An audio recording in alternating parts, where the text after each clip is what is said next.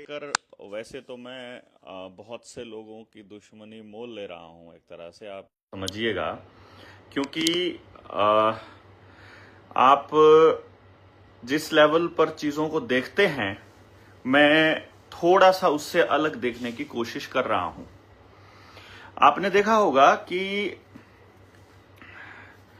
मैंने आपको एक बार ट्रेनिंग में एक बात बताई थी कि जब इनको कोई आदमी निपटाना होता है और जो कि खास तौर पे इनकी बात या तो मान नहीं रहा होता या फिर इनका कोई मतलब इनका कोई राजदार होता है, उसको जब इनको निपटाना होता है तो ये सीधे सीधे आदमी को नहीं निपटाते हैं।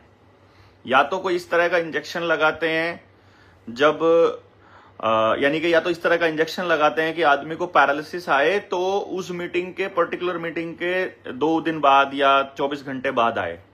भाई जैसे आज रात की मीटिंग थी, रात को किसी ने सुई चुभो दी, अगले दिन दोपहर को उसको हार्ट अटैक या पैरालिसिस आ जाएगा और बंदा खत्म हो जाएगा, पता भी नहीं चलेगा।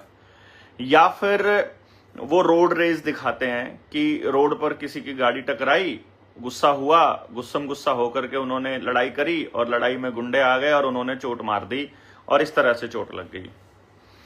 या फिर वो इस तरह से निपटाते हैं कि कोई पूरा का पूरा प्लेन क्रैश हो जाए। मतलब ये मैंने आपको उस ट्रेनिंग में बताई थी, क्योंकि अगर एक व्यक्ति को निपटाएंगे तो शक हो जाएगा कि यार इस आदमी को क्यों निपटाया है और इस आदमी को मतलब क्यों एक तरह से असैसिनेट किया गया है। क्या इसके पास कोई पुराना राज आपके पास है क्या, या इसके पास है, या कोई इसके पास कुछ ऐसा था जो कि अगर पोल खुल जाए तो खतरनाक हो सकता है। इसीलिए वो इस तरह के काम करते हैं कि पूरी की पूरा काफिला उड़े या पूरी गाड़ी उड़े, तो बहुत सारे लोग उसके साथ भी जाएं, कोई आतंकी हमला दिखा दिया जाए या प्लेन क्रैश दिखा दिया जाए, तो इस तरह की चीजें होती हैं। और मुझे सोचने पर मजबूर कर दिया इस पूरी की पूरी घटनाक्रम ने। जैसे ही प्लेन क्रैश हुआ तो मैंने कहा कि यार पायलट कोई नौसिखिया था क्या, पता चलता है कि नहीं। पायलट के पास तो 1100 घंटे उड़ाने का एक्सपीरियंस था, तो कोई नया भी नहीं था, कोई आतंकी घटना थी नहीं, सब कुछ सही था। तो क्या ये अपने आप से अचानक से ये एक्सीडेंट हो गया? तो मैं सोच रहा था कि ऐसा कैसे हो सकता है कि एक बिल्डिंग को जाकर के जहाज टकरा जाए। मतलब वो कह रहे हैं कि बिल्डिंग बीच में आ गई और जहाज उससे टकरा गया। बोइंग 787 के लेवल का जहाज है। अहमदाबाद में जो प्लेन क्रैश हुआ है, मेंटल हॉस्पिटल में जो मेघानी नगर में है, उस एरिया में जाकर के वो गिरा है और टोटल लगभग 250 यात्री उसके अंदर हैं, 250 लोग हैं। यात्री ही 242 हैं, तो 8-10 लोग तो उसके अंदर क्रू मेंबर्स भी होंगे। मतलब ये हुआ कि उस पूरे जहाज में करीब 250 लोग हैं। पता चलता है कि 12 नंबर सीट के ऊपर बीजेपी का 2021 से पहले का जो मुख्यमंत्री है, इसको ध्यान दीजिएगा, 2016 से 2021 का जो मुख्यमंत्री है विजय रूपाणी, वो भी इस प्लेन में सफर कर रहे थे। अब मैं कुछ बोलूंगा, मैं कुछ बताऊंगा, क्योंकि चुनाव 2026 में है और विजय रूपाणी के पास कुछ ऐसे दस्तावेज हो सकते हैं। क्योंकि देखो भाई, मुख्यमंत्री तो उसी व्यक्ति को बनाया जाता है जो या तो पूरी तरह से गुलाम हो वर्ल्ड इकोनॉमिक फोरम का, उनके एजेंडे को आगे चलाने वाला हो, या पूरा लाइजनिंग उसकी हो, या फिर वो राजदार हो, या वो खास आदमी हो। तो अमित शाह का और नरेंद्र मोदी का खास आदमी ही वहां पर बैठ सकता है। तो वो विजय रूपाणी जब प्लेन में थे और मे डे भी कॉल कर दिया गया, यानी सारा सिस्टम फेलियर हुआ है, जहाज का पूरा सिस्टम फेलियर हुआ है। एयर इंडिया का विमान है AI-171 जो लंदन के लिए उड़ान भरी जिसने, तो मैं सोच करके हैरान हूं कि ये हादसा कैसे हुआ होगा। अब आप इसमें थोड़ा सा दिमाग लगाइएगा और खबरों के ऊपर यदि आपकी नजर दौड़ाने की आपको आदत है या आप नजरें दौड़ाएंगे तो आपको खबरें किस तरह की आएंगी, मैं आपको पहले से ही एक रूटीन बता देता हूं। क्योंकि जहाज जो अभी अभी हादसा हुआ है, और हादसे के बाद में खबरें आती हैं, तो सबसे पहले तो वहां आसपास में सिक्योरिटी के मेजर्स को ध्यान में रखते हुए सारा का सारा एरिया सील कर दिया जाएगा और किसी की भी आना जाना जो है बंद कर दिया जाएगा। और किसी को यह नहीं बताया जाएगा कि कितने लोग मारे जा चुके हैं। 100 लोग मारे जा चुके हैं। मतलब सबसे पहली खबर आएगी कि किसी के हताहत होने की खबर अभी तक नहीं आई है, कोई पुष्टि अभी नहीं हुई है। फिर बताएंगे कि 15 लोगों के या 12 लोगों के या 5 लोगों के, मतलब थोड़े से आदमियों के मरने की खबरों की पुष्टि हुई है। फिर बताएंगे कि नहीं 50 लोगों की पुष्टि हुई है। फिर 70-80 लोगों के मरने की पुष्टि होगी। फिर 100 लोगों के मरने की पुष्टि होगी। फिर 150 लोगों के मरने की पुष्टि होगी। उनको अस्पताल पहुंचाया गया है, घायलों को, इस तरह की चीजें चलेंगी। पूरा दिन पूरा मीडिया इस तरह से हाइप क्रिएट कर देगा कि यह हादसा हुआ था और इसमें इतने लोगों के मरने की पुष्टि हो गई है। इतने लोगों के मरने की पुष्टि में उस आदमी के मरने की पुष्टि भी हो जाएगी जिसको इन्होंने निपटाना था। भाई देखो, कुछ लोगों को ऐसा लग सकता है कि यार ये आदमी हर चीज में कॉन्स्पिरेसी देख रहा है, यार ये आदमी हर चीज में एक हादसे को भी इस तरह की चीजें देख रहा है। भाई मैं आपको पहले बता रहा हूं, आप इस चीज को कैसे ही भी समझिए, आप जो मर्जी समझिए दोस्तों, मैं आपसे बहस नहीं करूंगा, लेकिन क्योंकि मैं इस पूरे सिस्टम को समझता हूं तो मुझे मालूम है कि यह काम कैसे करता है। आप सब लोगों से गुजारिश रहेगी कि आप खबरों का पोस्टमार्टम करते रहिए और देखिएगा, क्योंकि अमित शाह निकल चुका है, वो वहीं था, वो आसपास ही था, कहीं वडोदरा या वडनगर या कहीं ऐसी जगह पर वो था। वहां से वो अहमदाबाद के लिए निकल चुका है। कुछ ही देर में वो अहमदाबाद में होगा और वो पुष्टि करके नरेंद्र मोदी को बताएगा कि जिस काम के लिए हमने काम शुरू किया था वो काम हो चुका है। बाकी वो घायलों की स्थिति का भी जायजा लेगा, हादसे की भी जानकारी लेगा, घायलों से मिलने अस्पताल भी जाएगा, कोई काम बचा होगा तो उस काम को पूरा भी करेगा। मैं ये नहीं कह रहा हूं कि कोई जिंदा बचा होगा तो उसको निपटा करके वो आएगा, मैं ऐसा बिल्कुल नहीं बोल रहा हूं। कहीं आप लोग ये सोच रहे हो कि मैं किसी सरकार के आदमी के ऊपर आरोप लगा रहा हूं कि इन लोगों ने विजय रूपाणी को निपटाने के लिए सब किया। मैं ऐसा बिल्कुल भी नहीं कर रहा हूं, क्योंकि राष्ट्रीय सुरक्षा का मामला है।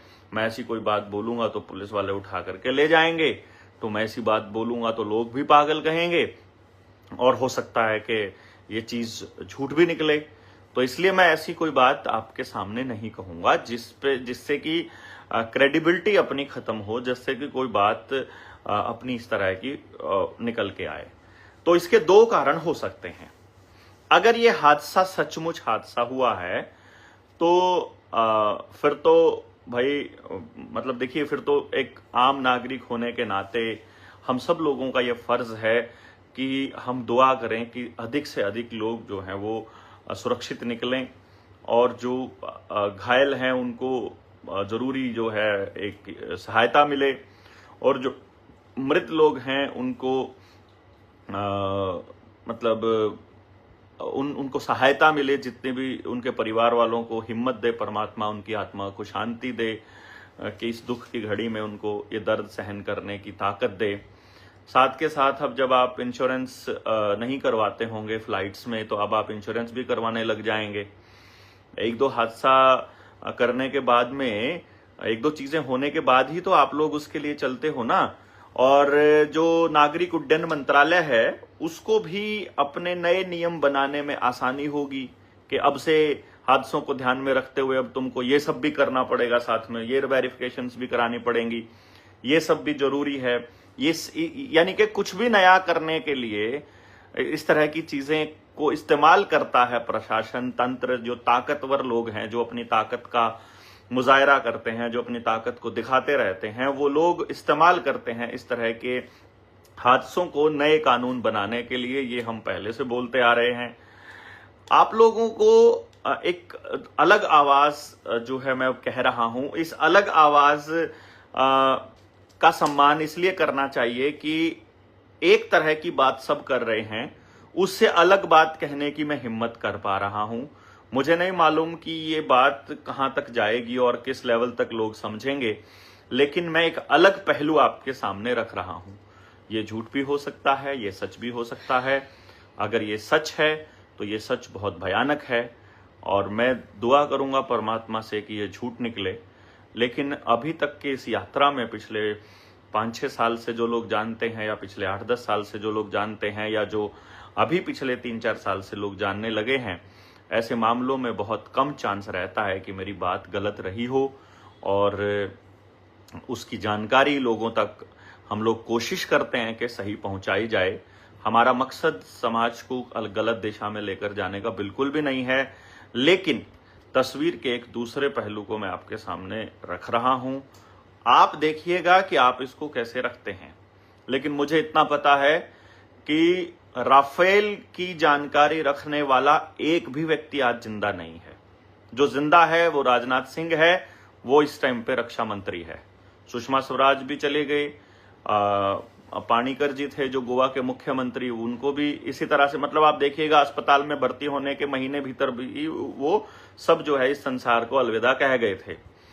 और इसी तरह से विजय रूपाणी के साथ मिलकर के अहमदाबाद में क्या क्या किया था, अगर इसकी जानकारी आप निकाल लेंगे कि कितनी झुग्गी झोपड़ियां खाली करवाई थी, कितने लोगों के साथ क्या घपले में शामिल रहे थे, क्या क्या एक्टिविटीज रही थी, ठेके पर कितने लोग लगाए थे, तो शायद आप लोगों को इसके बारे में जानकारी मिल सके कि वो किस चीज के राजदार रहे होंगे नरेंद्र मोदी और अमित शाह के। बाकी इन लोगों की हिस्ट्री आप सबको पता है कि ये हर चुनाव से पहले कुछ ना कुछ इस तरह का काम करते हैं। तो हो सकता है कि आने वाले वक्त में गुजरात में जो विपक्ष है उसको मैनेज इस धमकी के साथ किया जाए, क्योंकि जब भी कोई नेता बाहर जाकर आता है, जैसे अभी चंद्रशेखर रावण विदेश जाकर आया है, आने के बाद उसके सुर अपने आप बदल जाएंगे। उसके सुर पहले वाले नहीं रहेंगे, उसके तेवर पहले वाले नहीं रहेंगे जैसे पहले रहे हैं। तो आप लोग इसको कैसे देखते हैं, कमेंट बॉक्स में जरूर लिखिएगा कि मेरी बातों में कितनी सच हो सकती है। फिर जनता सरकार मोर्चा से जुड़ने के लिए 9518170000 पर आप मिस्ड कॉल भी दीजिए, आपसे संपर्क भी किया जाएगा। जेएसएम की अगली ट्रेनिंग में भी आइए, अपने गांव को जगाइए जरूर। मैं अपने गांव फफड़ाना के ऊपर हम लोग एजुकेशन के ऊपर काम कर रहे हैं, और हमने जब आंकड़ा दिया गांव को तो बहुत हैरान कर देने वाला आंकड़ा था। मैं बहुत हैरान था। ये आंकड़े हमने इकट्ठे किए थे, सभी जितने भी हमारी बिरादरियां हैं, सभी बिरादरियों को काउंट करके उन सब के घर जा करके हमने, हमारी साथियों ने वहां पूरा काम किया था। तो यदि मैं 1800 घरों का आंकड़ा अपने गांव का देता हूं तो मोटा मोटा जब हमने इसको कैलकुलेशन किया तो 20 करोड़ रुपया हमारा प्राइवेट स्कूलों में जा रहा है गांव का, साल का। यदि इस 20 करोड़ रुपए को रोक लिया जाए, और मेरे गांव की जो पॉपुलेशन है वो करीब 6200-6300 है, 4200 मेरे गांव में वोट हैं, 4 बूथ हैं, इसमें जो टोटल 44 करोड़ रुपया हमारा बीमा जाता है, बीमे की किस्त जाती है, इंस्टॉलमेंट बीमे की, और जो खेती वाला बीमा है वो अलग है इससे। इसी में लोन जो पूरे गांव पर है वो 316 करोड़ है, जबकि हमारे गांव की टोटल आमदनी 280 करोड़ है, जिसमें से 100 करोड़ रुपया उनका खर्चा आ जाता है। टोटल गांव का हमने ये कैलकुलेशन किया था, करीब 25 से 50 लाख के बीच का एक आंकड़ा है जो हम लोग कोचिंग पर, हमारे बच्चे जो पढ़े लिखे हैं और जो नौकरी की तलाश कर रहे हैं वो खर्चा कर रहे हैं, जो बहुत भयानक है। पेट्रोल और डीजल पर जो अननेसेसरी का जो खर्चा है हमारा 6 करोड़ रुपया पेट्रोल का और करीब करीब 5 करोड़ रुपया डीजल का, यानी 11 करोड़ रुपया हम लोग खर्च कर रहे हैं पूरा गांव मिल करके। और सब्जी वगैरह का, धान का, गेहूं का, इन सब के खर्चे जो हैं वो अभी तक हमने घरेलू खर्चों पे कैलकुलेशन किया था, ये भी बहुत खतरनाक निकल। यहां तक कि जो हमारे रिलीजियस जो खर्चा है, यानी जो मंदिरों में जो दान करते हैं, कोई कहीं विजिट करके आ रहा है, कोई मतलब जो धार्मिक यात्राओं का जो खर्चा है वो पूरे गांव का निकल कर आया था हमारा लगभग 2 करोड़ रुपया साल का। तो इस तरह की चीजें जब हमने देखी कि यार अगर गांव के लोग थोड़ा सा समझ जाएं और अपने अपने गांव पर फोकस कर लें, अगर मैं हरियाणा के 7000 गांवों से मल्टीप्लाई करता हूं इस पूरे आंकड़े को, तो आपका क्या हाल होगा अंदाजा लगाइए। और यदि मैं पूरे देश के गांवों पे अगर इसका आंकड़ा लगाता हूं, 7 लाख गांवों को अगर हम कैलकुलेशन करते हैं, तो आप इसका आंकड़ा लगाइए कि ये कितने कैसे हालात आपके होंगे और किस तरह से आपको अपना गांव बचाना है। इसके लिए निडर इंडिया जो चैनल है अपना, उसकी प्ले लिस्ट है। उस प्ले लिस्ट में शिक्षा क्रांति निडर JSM के नाम से प्ले लिस्ट का नाम है। उसको जब आप जाएंगे तो वहां आपको मिलेगा कि उसमें वीडियोस है कि पहले दिन हमारे साथियों से हमने क्या चर्चा की कि गांव में जाएंगे तो हमें क्या बात करनी पड़ेगी, किस तरह के लोग मिलेंगे, कैसी कैसी बातें करेंगे, और पूरा मतलब 14 वीडियोस हम अभी तक बना चुके हैं। सब कुछ हमने गांव के सामने रखा है और अब हमारे पास पूरे गांव में 40 लोगों की टीम है। वो 40 लोगों की टीम हमारी मतलब मैं उस टीम का हिस्सा हूं बेसिकली। वो लीड करेंगे पूरे गांव को आगे समझाने में। और अब हम शनिवार और रविवार, यानी ये जो हमारा शनिवार और रविवार का है, हमारी तारीख हो गई आज 12, कल 13 है, तो 14 और 15 तारीख को मैं अपने गांव में रहूंगा, मोहल्ला मीटिंग्स करूंगा, मोहल्ला सभाएं छोटी छोटी, ताकि गांव में जो लोगों को लगता है कि हम उन तक नहीं पहुंचे हैं वो भी हम तक पहुंच जाएं और पूरे मिशन को हम उनके सामने रखेंगे। बाकी ये आपको पता ही है कि आप 15 साल से पुरानी गाड़ी जो है, या 10 साल से पुरानी गाड़ी डीजल की और 15 साल से पुरानी गाड़ी पेट्रोल की यूज नहीं कर सकते हो, लेकिन नागरिक उड्डयन मंत्रालय 50 साल पुराने जहाज इस्तेमाल कर सकता है। वो 100 साल पुराने जहाज भी इस्तेमाल कर लेगा, उसके ऊपर कोई दिक्कत नहीं आएगी, लेकिन आप इस्तेमाल गाड़ी नहीं कर पाओगे। उद्योगपतियों की सरकार ने आपको काबू करने के लिए पूरा गेम खेला हुआ है। आपको इलेक्ट्रिक व्हीकल्स जो कि चलते फिरते टाइम बॉम्ब हैं, मतलब उनको जब चाहे कंट्रोल की, देखो जिस चीज का कंट्रोल, जिसकी एप्लीकेशन है, जो चीज इंटरनेट से जुड़ सकती है, जो आपके मोबाइल से कनेक्ट हो सकती है, जिसका कंट्रोल आपके मोबाइल से हो सकता है, भाई साहब मोबाइल का ही कंट्रोल मोबाइल की कंपनी के पास है, तो जो एप्लीकेशन के जरिए कंपनियां कंट्रोल कर सकती हैं, तो वो गाड़ी को, मोबाइल का जैसे सॉफ्टवेयर आता है, वो उसको अगर गर्म हो रहा है तो सॉफ्टवेयर अपडेट कर दो तो गर्म होना बंद हो जाता है। कैमरे की क्वालिटी कम है तो सॉफ्टवेयर का अपडेट आ जाए तो कैमरे की क्वालिटी भी ठीक हो जाती है कंप्लेंट करने के बाद। अपडेट आ जाए तो कैमरे की क्वालिटी डाउन भी हो जाती है। तो जब उसकी क्वालिटी भी डाउन और अप हो सकती है, जब उसका गर्म होना बंद हो सकता है, तो गर्म ज्यादा होना भी तो चालू हो सकता है। इसको समझिएगा आप कि जब कंट्रोल किसी और के पास है, किल स्विच किसी और के पास है, तो आपको कभी भी निपटाया जा सकता है। तो एक पहलू हमने पहले बताया। दूसरा पहलू ये हो गया कि आपको जबरदस्ती गाड़ियां बैन करने वाला, तो हमने ये पहले ही बोला है कि 30 नवंबर को राजीव भाई का पुण्यतिथि है। उस पर हम दिल्ली के अंदर इस कानून का उल्लंघन करने के लिए सविनय अवज्ञा आंदोलन की शुरुआत करेंगे कि हम आपकी बात नहीं मानते हैं, हम आपके कानून को नहीं मानते हैं और हम दिल्ली के अंदर पेट्रोल और डीजल की गाड़ियां लेकर के जाएंगे। जनता सरकार मोर्चा के साथी सब लोगों से आह्वान भी करेंगे और इसका हम पूरी तरह से उल्लंघन करेंगे, उल्लंघन करना शुरू करेंगे। और इसके ऊपर जितने भी चालान अगर ऑनलाइन होते हैं, वो चालान भी हम लोग भरेंगे। आप देखिएगा, वैध रुपए में भरेंगे, जिसका हमने पूरा का पूरा तोड़ जो है वो निकाल लिया है। किसी का भी चालान आए हैं, आने वाले टाइम में हम लोग घोषणा करेंगे कि किसी भी भाई का कितना ही बड़ा चालान हो, उसका भुगतान हम लोग करेंगे। बिजली के बिलों का हो, दूसरा हो, इसलिए प्रीपेड लेकर के आ रहे हैं ये कि डिजिट्स में आप रिचार्ज कराओ और आप को तब यूज करने देंगे। इनका भी विरोध करना है आपको, जितने बिजली के मीटर ये प्रीपेड लगाने जा रहे हैं। और कितने हरामी है ना ये लोग ना, मतलब पहले कह रहे हैं कि सरकारी पहले तो सरकारी जो कार्यालय है वहां पर लगेंगे, फिर सरकारी नौकरों जितने भी हैं उनके घर पे लगेंगे, और फिर सरकार के जितने भी वो हैं, बोले तो बिल्डिंग्स हैं, भवन हैं, सरकारी भवन पहले वहां लगेंगे, फिर सरकारी कॉलोनीज में लगेंगे, और उसके बाद वो लोग आप तक लेकर के आएंगे। तो आपको सरकारी कर्मचारी यदि आप हो, उसका विरोध करना है। उसके विरोध का कारण क्या है मैं आपको बता देता हूं। आपको नए मीटर का भी विरोध करना है। नए मीटर का विरोध क्या कहकर आप कर सकते हो? पहला आर्ग्यूमेंट, जो मीटर हमारे पास लगा हुआ है क्या वो गलत रीडिंग दे रहा है? यदि वो गलत रीडिंग दे रहा है तो आज तक हमसे गलत रीडिंग से हमारे से बिल क्यों लिया गया? और यदि वो सही रीडिंग दे रहा है तो फिर नया रीडिंग की क्या जरूरत है? क्योंकि उसमें चिप लगी है और वो वहीं से कंट्रोल हो सकता है नंबर के हिसाब से, आधार कार्ड के साथ जुड़ा होने की वजह से। कि आप बात नहीं मानोगे तो आपका बिजली का कनेक्शन काटना आसान हो जाएगा। इसीलिए ये इस चिप वाले मीटर लेकर के आ रहे हैं। तो भाई आपको इसका, अपने कंट्रोल का, अपनी गुलामी का विरोध आपको करना पड़ेगा। और जब वो मीटर की रीडिंग ठीक दे रहे हैं तो फिर नए मीटर की जरूरत क्या है, ये एक बड़ा सवाल है। और उसका पेमेंट भी वो आपसे वसूल कर रहे हैं। कमाल की बात तो ये है, पहले वाले मीटर की भी ले ली और दूसरे की भी। दूसरा, सेम कंपनी के ही मीटर क्यों यूज किए जा रहे हैं, रिलायंस के ही क्यों यूज किए जा रहे हैं या अडानी के ही क्यों यूज किए जा रहे हैं। और सेम मतलब उसका जो मैन्युफैक्चरिंग है वो किस तरह से मैनेज किया गया है, ये एक बड़ा सवाल है।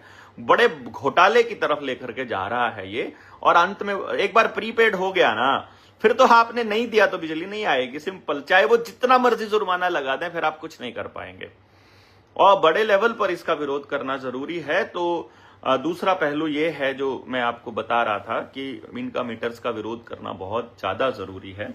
गाड़ियों का जो इन्होंने आदेश पारित किया है, इसका भी, इलेक्ट्रिक व्हीकल्स के मैंडेट का भी, मैंडेट कोई भी हो, जबरदस्ती कोई भी हो, मतलब धक्केशाही किसी भी चीज की हो, हमें इसका विरोध करना पड़ेगा।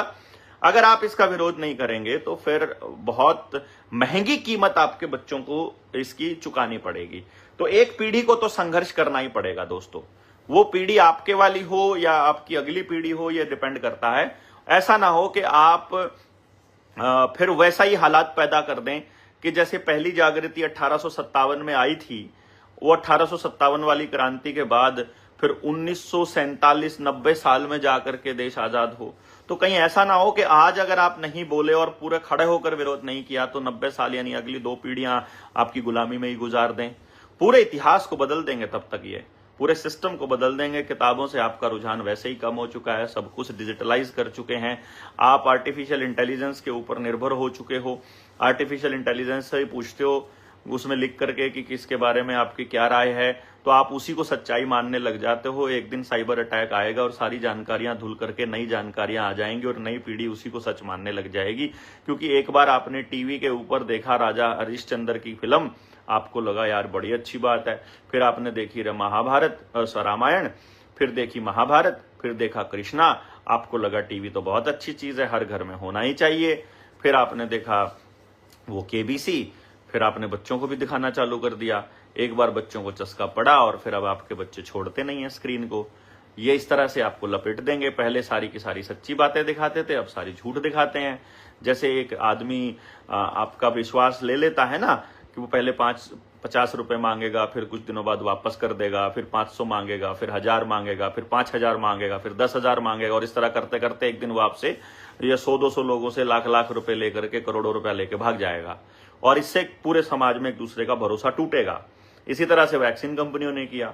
मतलब आपको ये छापा कि पहले बीमारी आई थी, फिर एक वैक्सीन आई, फिर आप बच गए, फिर वैक्सीन आई, फिर बच गए, फिर पोलियो ने बचाया, फिर फलाना ढिमकाना, ये ऐसा करके ये आपको बता रहे हैं, विश्वास जता रहे हैं, और फिर एक दिन कोरोना की वैक्सीन आ गई और अब आपका क्या हाल है वो देख लो। इसी तरह से सरकारों का है, वो आपको दिखाएंगे कुछ और, होगा कुछ और। जैसे छोटा बच्चा होता है ना, छोटे बच्चे के केस में क्या होता है कि हम उसको जब वो किसी चीज की जिद कर रहा होता है तो उसे हम, जैसे गिर गया वो, तो गिरने के बाद उसको चोट लग गई तो हम उल्टा धरती को ही पीटना चालू कर देते हैं कि ओए होए होए धरती में गड्ढा कर दिया, फर्श तोड़ दिया, देखो धरती को चोट लग गई, देखो जमीन को चोट लग गई, अरे ये देखो तुमने तो ये कर दिया। और बच्चा खुश हो जाता है कि धरती को चोट लग गई। या फिर आप वो ले गई कोको, ऐसा कुछ एक्टिंग कर देते हो, और या किसी चीज को पीटने लग जाते हो तो बच्चे का ध्यान भटक जाता है। ये तीसरा पहलू मैं आपको इस एक्सीडेंट का बता रहा हूं, जो यात्री विमान का जो एक्सीडेंट हुआ है, कि कुछ बड़ा घोटाला तो नहीं हो रहा है, कोई नया कानून तो पास करने की योजना नहीं कर रहे हैं, कोई नया नोटिफिकेशन तो जारी ना हो जाए इस दौरान कि आप लोगों के टीवी चैनल सारे के सारे इस हादसे की तरफ लगे हों और इन्होंने पहले से कोई चीज बना रखी हो कि ऐसा कोई मौका आए कि देश में कोई दंगा हो जाए, कोई युद्ध की कोई घोषणा हो जाए, कोई बॉर्डर पे कुछ चल जाए, कुछ पाकिस्तान का कुछ हो जाए, अमेरिका कुछ हो जाए, कोई मैच जीत जाए। आपने देखा होगा ना, आरसीबी जीती, उसके लिए एक प्रोग्राम चल रहा था बैंगलोर में, शायद उसके लिए वो जश्न मना रहे थे वो लोग यात्रा का, जीतने के बाद का। और उसके बाद उसमें 11 लोगों की मौत हो गई। जो देश 22 लोगों की हत्या पर रो रहा था, पूरे पाकिस्तान को तबाह करने की बात कर रहा था, उन्होंने तो नहीं कहा कि भाई ये विराट कोहली की टीम को तबाह कर दो क्योंकि इनकी जीत के जश्न में 11 लोग मारे गए। जो धीरेन्द्र शास्त्री के भगदड़ के अंदर लोग मर गए थे, जो दूसरी भगदड़ों में, जो कुंभ में लोग मर गए थे, तो आपने तो कुंभ को बंद करने की बात नहीं कही, उसमें तो सैकड़ों लोग मरे थे ना। लेकिन आप क्योंकि आपको दूसरी जगह पर भटका दिया जाता है और आप भटक जाते हैं, इस तरह के खूब सारे घटनाक्रम आपके सामने होते हैं। और कहां कहां ऐसे घटनाक्रम हुए हैं, इसके पीछे आदिवासियों की जमीन को लूटा जा रहा है, उनको खदेड़ा जा रहा है, उनको नए मकान देने के लालच देकर के उनको जंगल से बेघर किया जा रहा है, हेल्थ के और एजुकेशन के नाम पर उनका घर उजाड़ा जा रहा है, और आदिवासियों को जो मालिक हैं इस देश के, उनको मतलब आंदोलन नहीं करने दिया जा रहा, उनको नक्सली बता करके गोलियों से भूना जा रहा है, और आपको फिर ऐसी ऐसी चीजों के अंदर उलझा देते हैं जिससे कि आपका ध्यान भटकता रहता है। तो ये बहुत जरूरी है दोस्तों, आप सब लोगों से गुजारिश मेरी है कि आप सब लोग ऐसे ऐसे सवालों, ऐसी ऐसी घटनाक्रमों के ऊपर जरूर बोलिए, इनके ऊपर अपनी बात जरूर रखिए। आपको एक चीज का ध्यान रखना है, जो जेएसएम से जुड़े हुए हैं, अगर वीडियो बनाते हैं तो डायरेक्ट आरोप नहीं लगाना है, आपको किसी के ऊपर आपको संभावना जतानी है। जैसे ये मीडिया चैनल आपके साथ खेलते हैं कि पीछे इतना बड़ा क्वेश्चन मार्क लगा देंगे, असल में तो वो पूछ रहे होते हैं, लेकिन दिमाग में जो पढ़ने वाला आदमी है वो उसको सच मान रहा होता है कि जो लिखा है, जैसे मोदी शाह ने करवाया और ब्रैकेट और क्वेश्चन मार्क लगा देंगे। तो वो जैसे मेरे वाली जो वीडियो बनी तो किसी ने थंबनेल बनाया था कि मोदी शाह ने करवाया इंडो पाक वॉर, तो उस पे पढ़ने वाले को ऐसा लग रहा था जैसे मैं आरोप लगा रहा हूं कि ये मोदी शाह ने करवाया, लेकिन उसने क्वेश्चन मार्क लगाया था। तो हम लोग क्वेश्चन मार्क देखना भूल जाते हैं और सिर्फ पढ़ लेते हैं। इसी तरह से आपने सवाल की फॉर्म में करना है कि क्या ये इस तरह की चीजें हैं, ताकि लोग जो हैं वो एक दूसरा पर्सपेक्टिव तो उनके दिमाग में आ सके कि जो मीडिया आपको प्रेजेंट करने की कोशिश कर रहा है, जरूरी नहीं है कि वही चीज जो है वो सही हो और उसी तरह से हम लोग चलें और उसी तरह से हम सोचे जैसे कि ये कह रहे हैं।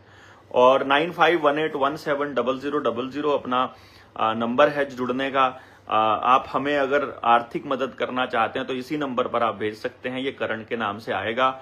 बाकी आपको जैसा जैसा ठीक लगता है, आप सब लोग अपने तरफ से अपनी जागरूकता लोगों के अंदर मतलब फैलाइए, अपने मिशन को आप आगे लेकर के जाइए। और जितने साथी अपने जेएसएम के जुड़े हैं और जिन्होंने अपने गांव पे काम किया है, जो 3 मीटिंग्स में अपने गांव में आए हैं, वो सारे साथी अपने अपने गांव में काम करने की रूपरेखा तैयार कीजिए।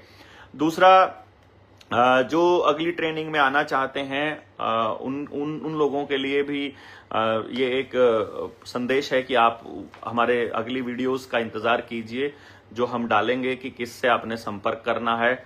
और उसी तरह से आप उन लोगों से संपर्क कीजिए कि जो लोग जेएसएम के साथ जुड़े हैं, वो सारे साथी जैसे जैसे एक दूसरे के साथ संपर्क करते जाएंगे अपने अपने जिलों में, जैसे सहारनपुर में सचिन है 87080 935, मैं नंबर उसका मिस हो गया मेरे पास से, सचिन का नंबर है,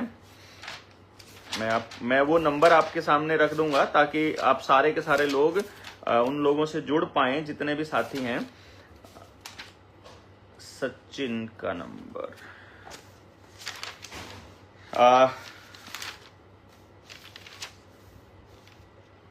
आप करण का नंबर नोट कर सकते हैं। सचिन का नंबर अपने पास नहीं है तो आप करण का नंबर नोट कर सकते हैं, मैं भूल गया, 937353 कुछ इस टाइप का। 70 दोबारा से शुरू कर रहा हूं, 9991911784 ये करण का नंबर है। आप इनके इस नंबर पर मैसेज करके अपनी अगली ट्रेनिंग की जानकारी ले सकते हैं। आपको जेएसएम की अगली ट्रेनिंग लेनी है अगर, लगभग 50 ट्रेनिंग्स हम लोग कर चुके हैं और आपको शेयर करना है मैक्सिमम लोगों तक इस वीडियो को। 9991911784 आपको इस नंबर पर संपर्क करना है अगली ट्रेनिंग के लिए, जो जून या जुलाई में ही ट्रेनिंग होगी। तो आपको अगली ट्रेनिंग का वेन्यू बता दिया जाएगा, या तो हम लोग कैथल में ट्रेनिंग करेंगे या मेरे गांव फफड़ाना में करेंगे। और चांसेस रहेगा 20, 21 और 22 तारीख, जो फ्राइडे, सैटरडे, संडे, उसमें हम इस ट्रेनिंग को कंप्लीट करेंगे। आप सारे लोग अपने अपने वीडियोस के माध्यम से लोगों को जगाइए, बताइए कि किस तरह के हालात पैदा हो रहे हैं पूरे देश के अंदर।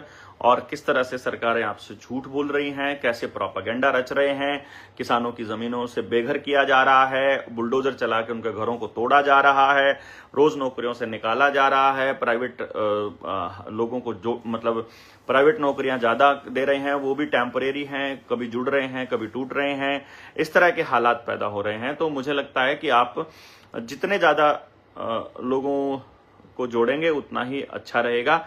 आप सब साथी जुड़े, इसके लिए बहुत बहुत धन्यवाद। कमेंट करके बताइएगा प्लीज।